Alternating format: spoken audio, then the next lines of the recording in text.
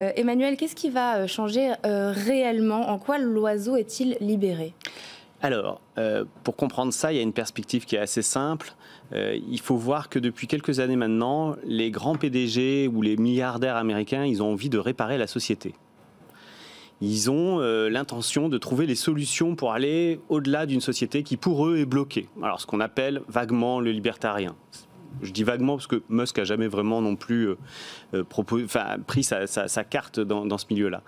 Et sur Twitter, il y avait un problème selon Musk qui avait été identifié par d'autres, mais également par lui, qui était en effet que, on va dire qu'il y avait une modération qui allait un peu trop dans un sens politique plutôt que dans l'autre. Et aux États-Unis, c'est assez mal vu en réalité. Et donc Musk s'est dit, eh ben, une sorte de boutade, on va acheter et puis on va le réparer. Il a fait d'autres boutades. Il voulait racheter Coca-Cola pour refaire la recette initiale, vous voyez. Enfin, bon. Et c'était pas simplement une boutade, puisque finalement, il a fini par le racheter, même s'il a continué à faire des blagues, comme on voit avec le fameux Sink-In. Et à ce moment-là, on peut se dire, alors qu'est-ce qu'il va faire dedans? Alors il a commencé à proposer quelques points intéressants.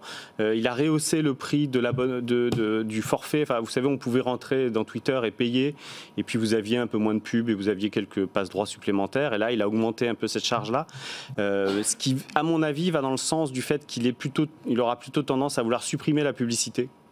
Parce que ça ne lui va pas, c'est le travail de la data, de la donnée, ça c'est vraiment des choses qui, à mon avis, pour ce type de personnage-là, n'est pas compatible. Et puis, évidemment, il s'est pris toute la résistance politique contre lui, qui était assez simple, qui était « mais vous allez en faire à nouveau un réseau social dans lequel on va retrouver toute la far-right, la droite républicaine qui va arriver et débouler à nouveau alors qu'on avait enlevé Donald Trump et tous ces trucs-là ». Et Musk a été plutôt à chaque fois accommodant en expliquant que lui, il voulait simplement recentrer Twitter sur la balance politique, qu'il n'avait pas particulièrement l'intention de la vendre à ses amis républicains s'il en avait, mais qu'il ne les vendrait pas non plus à ses amis démocrates s'il en avait aussi.